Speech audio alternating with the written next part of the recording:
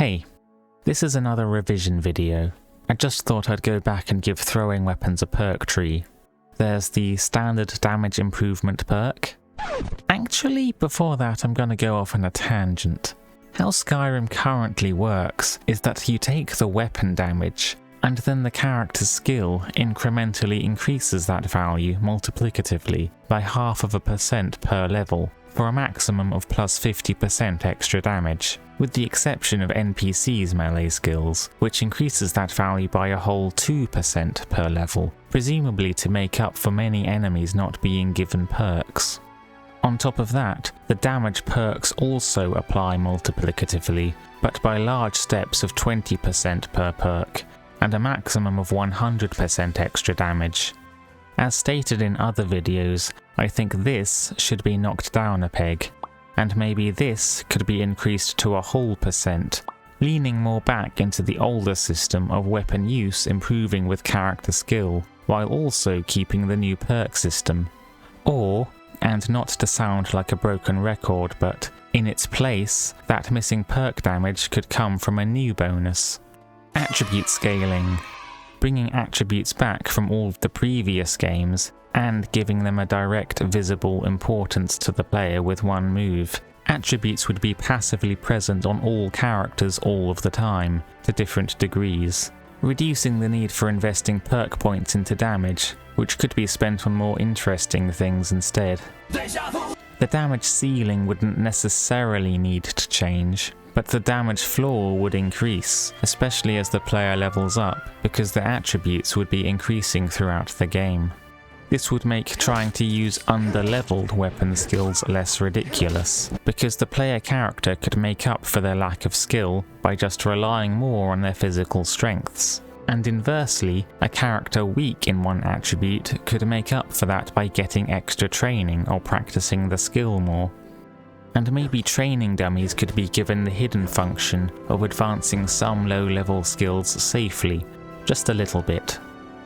Attribute scaling could work similarly to skill scaling, with weapons gaining a small percentage of damage with each point in a relevant attribute, but only if the character is strong and dexterous enough to meet the weapon's requirements. If the character just barely manages to wield the weapon, there is no bonus nor a penalty. And if the character has less strength or agility than required, that bonus is negative. The further behind they are in the relevant attribute, the more of a penalty there is. And the more demanding the requirement, the further behind they are. Weapon requirements would vary with weapon type and material tier. They would be pretty lenient for realistic weapons, not coming into play so much in the early game, but would be a way to keep the game from being broken in the case of a late game item being acquired early. Or they would reward characters for having invested heavily into one attribute at the cost of others.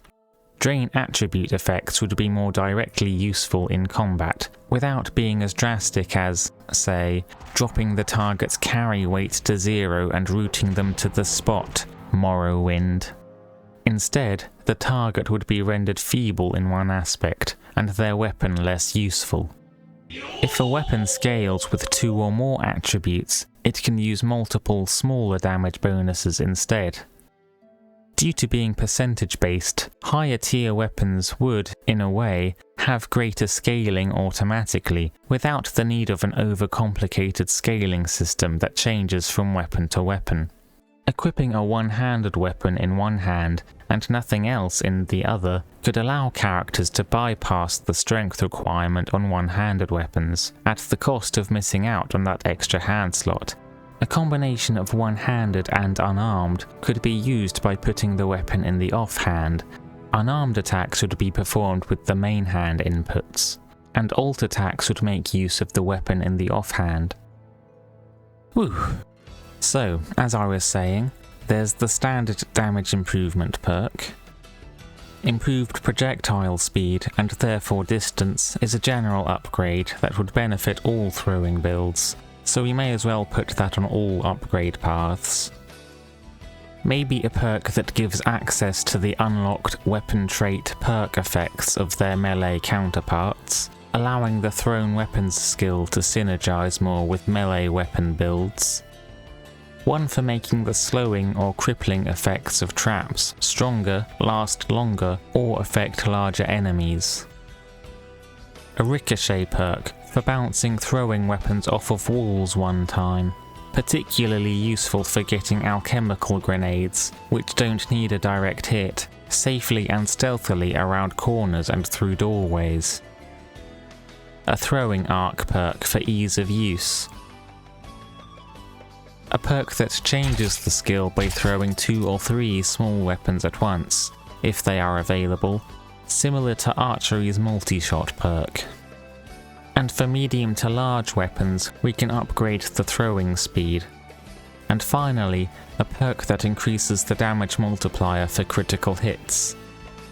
I don't know if any of these are deserving of master skill requirement, but that's not necessarily a bad thing. I think this may be more of a supplementary skill rather than a sole mode of attack, especially given the accumulated weight of carrying loads of throwing weapons around. And a quick review of the controls. Using the attack button alone would result in quick throws and aimed throws. The alt attacks introduced in another video would be used for close range melee attacks, both light and heavy. One issue is, my proposed control scheme doesn't currently allow for weapons in the offhand to be thrown, kind of contradicting my other proposal for dual wielding with throwing weapons. So maybe for thrown weapons, the left trigger would still generally favour defensive actions, keeping the block and the parry, but the bash could be replaced with a quick throw of the left-hand weapon, and the input for the power bash could be used for an aimed throw. And now for a bit on inventory clutter. For a start, weapons could be split into 2 smaller categories, melee and ranged. Similarly, apparel could be split into armor and clothes. Potions could be split into potions and poisons. Tools could be separated out from other categories. And scrolling to the top or the bottom of a list could be given the quality of life improvement of looping back round to the other end. And more specifically for throwing weapons, when you run out of one set, the game should automatically cycle to the next set, as with arrows, to reduce the time spent in menus. But instead of alphabetically cycling to the first in the list, the game should try to choose the next similar item, perhaps prioritizing weapon type, damage type, and damage value, or some other such order. Durability poses a problem, with each time you use an individual throwing weapon potentially adding another entry to the item list. Maybe throwing weapons should just be exempt from upgrades and durability, as arrows are, or a more collectivist approach could be taken. Instead of remembering and displaying each individual damage value for weapons of the same type, they could exist as just one stack, with that stack's damage value being the average of its inputs. Weapon improvement would apply to the whole stack. Picking up used or unupgraded weapons would lower the average damage of the stack, and acquiring well-improved ones would increase it. Poisons would integrate with this system easily enough. You would apply a poison to the stack. The poisoned weapon or weapons would become a second separate stack and automatically equipped. That way you could have multiple poisons ready to go at once.